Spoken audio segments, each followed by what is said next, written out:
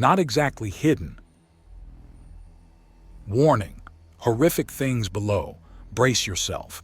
When a battle princess on duty from the Empress shows up, the wise drop what they're doing and accommodate them, no matter what's going on, even when your cousin and countess was missing. Well, hello, Countess Alish Tars. So good to see you. The battle princess gushes, looking just as much like a spoiled noble woman as the missing obese Tars. Alish isn't fooled, however. She even recognizes this one. Very Hug had tossed her around like a child's toy and had shredded her armor like it was made of paper. Not that Very would remember her. Would anyone remember an opponent you shredded in the first round of many? I'm not the Countess. My cousin is missing, not dead. When we identify the strange man that facilitated her kidnapping, there will be a reckoning. Alish protests mildly, wondering what kind of game was up if a battle princess was calling her by the wrong title. Obiz was an idiot and a fop, but not a traitor. I'm afraid she is very dead. Times have changed somewhat, and sorcerers are getting their vengeance in days rather than years now. Very Hug says, bringing out a data chit from her flowing green gown. A sorcerer? When did she attract the rage of a sorcerer? Alish Tars demands in shock. It's all on this. Oh, it chilled the blood to see it. Not so damaging as the rampages of old, but so much more personal. Everyone even remotely attached to this incident is getting an early viewing. The sorcerers intend to release this publicly by the end of the week. What happened to the former countess, and why is here? Oh, sweet goddess, Alish Tars says as she processes the fact that her cousin is not only dead but likely brutally so, and the whole of Serbo will be witnessing her murder and likely cheering it before long. I'm terribly sorry. This must be even worse than when you ran into me in the Broken Shell tournament, Very Hug says, and Alish Tars nearly flinches. She does remember her. Shit. There goes any amount of authority or dignity she might potentially bring to this. Yes, it is, Alish Tars says as she takes the data chit and plugs it into the slot on her cousin's, on her desk. How bad is it? It's fairly to the point, Very Hug says as the desktop turns into a screen and a few taps has it primed to play the recorded video. It starts off with some information, but it does not at all shy away from showing what happens when you have the personal ire of a sorcerer. It's not something for the more squeamish races, that's for certain. Great, my noble cousin went and made herself the star of a snuff film. Just wonderful for the Tars dynasty.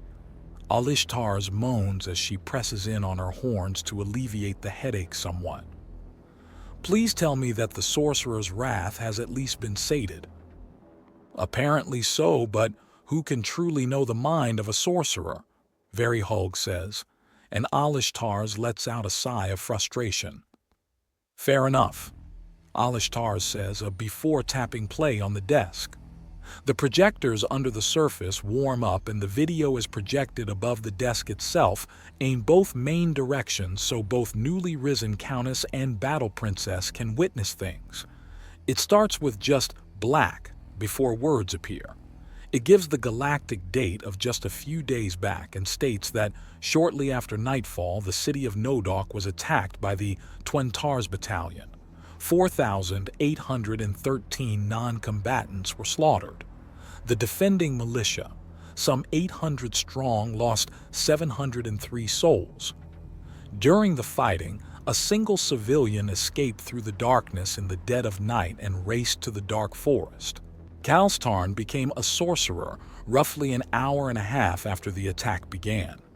By the time he reached the forest, his feet were so much shredded meat with stones embedded in them, and he had been driven to the point of exhaustion and madness.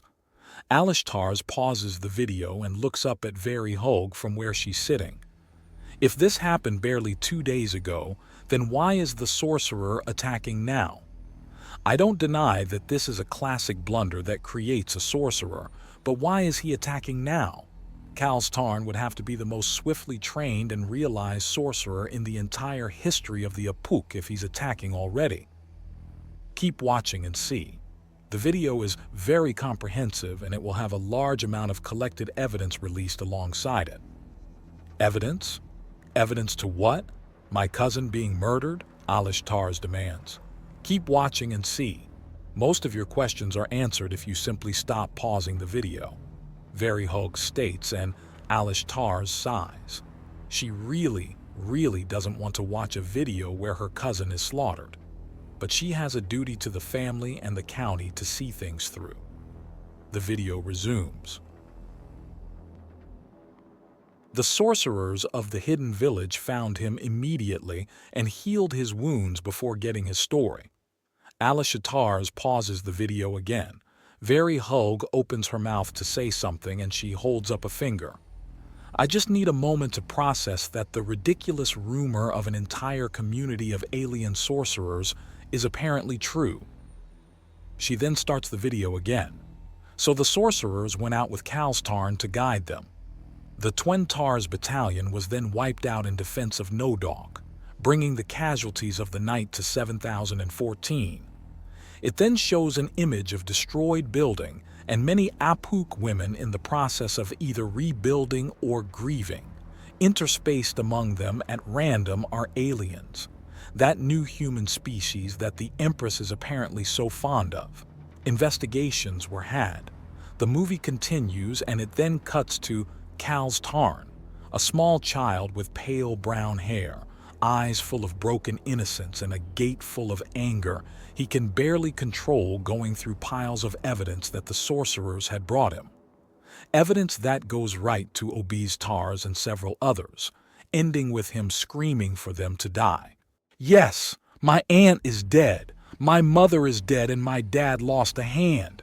Veritarn and Gentarn are gone, friends and family, my home.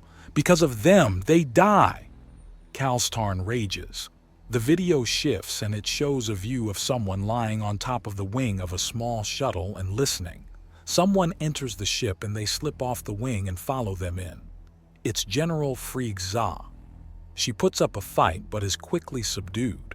The timing on the video feed places it at early afternoon just yesterday, the exact same time as the next part of the video. It's one that Alish Tars knows well as she saw it on the manor's security cameras. But to see it from the perspective of the kidnapper, possibly around his collar or breast, it was a whole different beast. Her idiot cousin is herded like a dumb animal into running through the suddenly more vibrant and inviting Central Arboretum and vanishes. Except the video continues with the kidnapper vanishing to reappear in a place of darkness where Obese is seen being wrapped up in vines, and the area outside the little copse twists and warps in a nauseating way to bring her among 4 other captured women, all of them recognizable on a personal level to Alish. The third one starts. Timing is the same as the other 2, and it's something that Alish Tars only heard about as rumor: the daylight kidnapping of Duchess Mazur Twen. The sheer brazen audacity on display is jaw-dropping, along with the sheer lack of concern from the dark-skinned man in front of all the danger in front of him. Then the camera feed is disrupted somewhat by vines and leaves, but this is quickly pushed aside after the sorcerer lands on the ground, and at both women watch as Mazur Twen falls through the air and then vanishes as she hits the grass and ground from the torn-up street. The image quickly flicks over to the clearing and then cuts to the next kidnapping. It shows the sorcerer putting in a contact code on a public communications terminal with the visual feed clearly turned off. It's shortly answered. "Hello? Hello, is this Liana Gemblossom?" the sorcerer asks. "I am. Whom am I speaking to?" she answers and asks. "Excellent." The sorcerer responds before there's a twisting of reality by the camera's feed, and it shows the businesswoman quickly being grabbed and warped into the dark forest. The woman's screams are quickly cut off as she falls and is lowered to the clearing. The last clip of the kidnappings is nothing short of absurd, as a sorcerer claims to be a stripogram for the last conspirator and then jumps on her. They're suddenly in the forest the moment they hit the water. All of the women gathered, it shows the child sorcerer, Kalstarn, being led in and an entire legion of sorcerers showing up around the trees, descending from the boughs, warping in to just suddenly be leaning against the bark and trunk, riding enormous and vicious beasts or stepping out from behind things. Cal's Tarn, your malefactors, your enemies, the murderers of your family and destroyers of your home are here for your judgment. If you want to keep your own hands clean a little longer, that's fine. If you want a blade to cut into them, we'll hand it to you. If you want a laser or plasma weapon, that's fine as well. Whatever you decide for these 5, it will happen, even if you don't want to touch any of them. A little longer? Cal's Tarn asks. The unfortunate truth is that you either die in ignorance or lose your innocence. You've lost a lot thanks to these people. Your innocence is among the least of it. If you want to keep some of what's left of your innocence, that's fine, one of the sorcerers says, and Cal's Tarn nods. I need to think a little, Cal's Tarn says as he looks at all 5 women. Alishtar's blood is not quite cold, but at the very least cool as she realizes she's about to see her idiot cousin die, likely horribly. Most of you are soldiers, right? You take orders? You fight on command. What happens when you're given a command that's wrong or evil? Cal's Tarn asks after a moment of thought. You have to disobey. Yes, trusting your commanding officers is important, but just following orders is never an excuse. Ever. I'm not sure how the rest of the galaxy sees it, but with humans, we've decided that no amount of loyalty or obedience will ever forgive an atrocity. A good soldier knows when to disobey orders as much as they know when to obey them. One of the humans answers. But she didn't, Cal's Tarn says. If she didn't know it was wrong, then she's too dangerous to keep alive anywhere. If she did, then she did it anyways and chose to be evil. Or worse, wanted it to happen, then she's bloodthirsty and cruel too. You're like... He looks away, trying to find the right thing to say. His gaze crosses the many beasts of the dark forest. An animal! You want the animals to do something to her? A sorcerer sitting cross-legged on top of a paratac asks. I want her gone, Cal's Tarn says and turns away. He's not even going to watch as a small herd of smaller paratacs pile over General Freakza, and there are muffled screams, disturbing crunching sounds, and the squealing and bellows of the paratacs. Then they scatter with only a couple left, lapping up the remaining blood before they too retreat. Yay! Those ones are off the menu until the bitch is completely passed through their systems. The sorcerer on the paratac herd leader notes wryly. 4 left. You can do this. The sorcerer that kidnapped Alicia Silverscale says with a hand on Cal's Tarn's shoulder. You two, both of you would break other people for your own sake and think nothing about it. But you don't even have the decency to do it yourselves. You get everyone else to get things dirty for you. Have you ever made anything for anyone? Are you always so awful? Nothing's going to get worse for anyone with you gone. You're nobles. You're supposed to be better, but you're worse instead, Cal's Tarn rants before hefting. They take but don't give. Have them give to the forest, water the trees and fertilizer. The Duchess squirms and screams as she's dragged downwards into the ground, buried alive even as Obie's Tars is dragged slowly upwards by thorny vines. Some small part of Alishtar's appreciates that Cal's Tarn isn't looking away as Obie's Tars is ripped apart and the blood squeezed out to pool at the roots of the tree. The mauled and shattered bits that were once Obie's Tars fall to the ground. The sheer force had reduced the bones to shards and the muscles to mush. Hopefully now something is better off for them having lived. Once, Cal's Tarn says, sounding unsure. We can just make the next 2 disappear. You don't have to watch or say how, one of the sorcerers tells him. Cal's Tarn looks down at the 2 women, struggling, screaming and weeping as they try in vain to escape. No, I do. They wanted a pat on the head and a bonus for the competition being conveniently out of commission. They're the ones that started this. All 5 die, and I say how because if just one of them said, "No to this evil," my mother and sisters would be alive. My home wouldn't be burnt to the ground. My friends, my family, my home, they want money. Money's made out of metal, right? Feed it to them. I've got some tri-tite coins on me and a knife with a tri-tite alloy blade. Tri-tite is the smallest unit of credit, so if you want them to die by money, we can make it happen. One of the sorcerers says, stepping up and revealing that he has a knife tucked into his boot. I'll use the knife. The other one. Can you melt the coins and use them that way? Kalstarn asks, and the sorcerer nods before passing the knife handle first to Kalstarn. The grown man doesn't let go of the weapon at first, just looking at Kalstarn for a moment before letting go. Then the handful of tri-tite credits in his hand suddenly catch fire. Alishtar's outright cringes as she watches the AKA with a name somewhat similar to her own have molten tri-tite poured down her throat. The screams and sound of sizzling metal is nearly as horrific as watching obese Tars die. At least her cousin died relatively quickly. It's a small but very cold comfort.